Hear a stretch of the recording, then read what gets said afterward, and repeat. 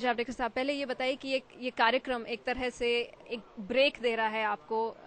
India में जो इतने अभी कड़े चुनाव हुए, इतने बड़े। लेकिन बीजेपी के लिए वो एक सवाल बना हुआ है कि आप एक पहचान ढूंढ रही है आपकी पार्टी। तो आपको क्या लगता है कि मीटिंग्स में क्या निकल कर आ रहा है? बीजेपी आगे के अगले 4-5 साल किस तरह से अपने आप को बिल्ड करना चाहती नहीं, भारतीय जनता पार्टी का जहां तक सवाल है वो तो कोई रुकने का हम नाम नहीं है, क्योंकि हम आगे बढ़ेंगे।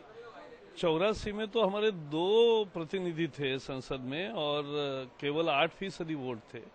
आज तो हम प्रमुख विपक्षी दल है और विपक्ष का भूमिका ऐसी अदा करेंगे कि देखते रह जाएंगे लोग कि लोगों की सारी समस्याएं, आवाज और उनकी भावनाओं को संसद में और संसद के बाहर प्रकट करेंगे। और पार्टी में भी बहुत अच्छा मुझे लगता है माहौल बन रहा है और 8 राज्यों में हम काम करके दिखा रहे हैं, सुशासन देंगे और बढ़िया देंगे और आगे बढ़ेंगे। एक तरह से कथारसिस सी देखी जा रही है आपकी पार्टी में, जहां पे प्रमुख नेता आकर पार्टी किस नजरिए से आगे बढ़ना चाहिए उस बारे में बात कर रहे हैं, लेकिन एक तरह से उनको साइलेंस कर दिया जा रहा है। तो ये जो मंथन चल रहा है उससे क्या निकल कर आएगा? बीजेपी किस तरह की पार्टी बनना चाहती है? बीजेपी के आइडियल्स क्या हैं? आइडियोलॉजी, फिलॉसफी क्या है? हिंदुत्व को लेकर बीजेपी किस तरह से आगे बढ़ेगी? भारतीय जनता पार्टी के आइडियोलॉजी में कभी भी सवाल नहीं है।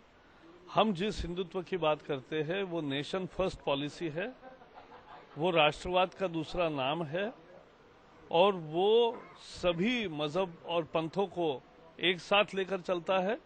ये भारत को बनाने का सपना है, भारत को संजोने का एक नारा है हिंदुत्व का।